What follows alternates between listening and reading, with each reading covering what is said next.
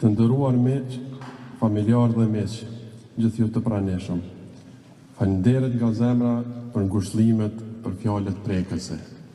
Në emër të familjes Thaqe, në emër të babit, ju falenderoj për kujdesin dhe mbështetjen. Ju jemi mirënjohës të gjithëve.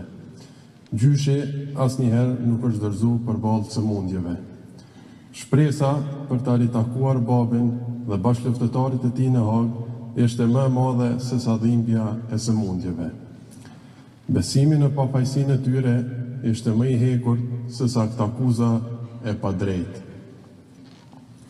Në muajt e fundit, çdo orë, çdo minutë, priste që babi t'ia hapte derën e spitalit. Nuk u dorëzua dhe u rikthye në jetë disa herë.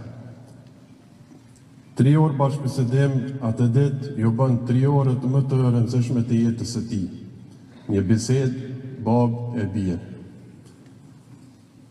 Që të dy e kërkonin çlirimin. Dhe vdekjen e shpejtë të gjyshit e pash në fytyrën e babit kur doli nga spitali.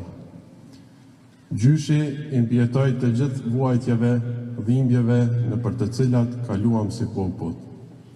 Por këto 4 vite nuk i mbijetoi vuajtjeve dhe dhimbjes nga padrejtësia.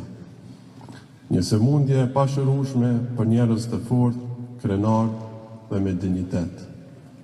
Dhe siç thoshte shpesh gjyshi, me vdek pa u korit.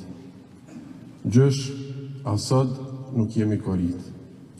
Fatkeqësisht, babin nuk e lejuan të jap lamtomirën e fundit bashkë me ne sot. Nuk e lejuan t'ia gjuajë një grusht të dhejut të Drenicës mbi varr.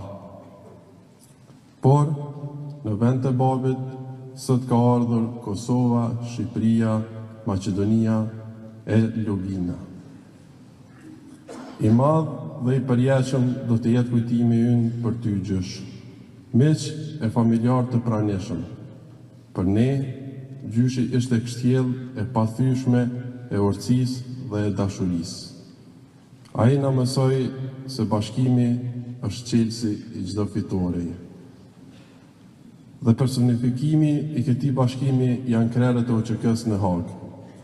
Le ta ndjekum shembullin e tyre për të bashkuar sërish për fitoren e radhës mbi padrejtësinë.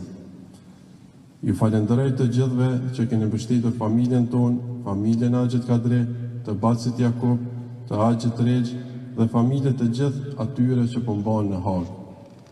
Faleminderit për respektin dhe ngushëllimet tuaja. Lamtomir gjysh, prejo në paqe.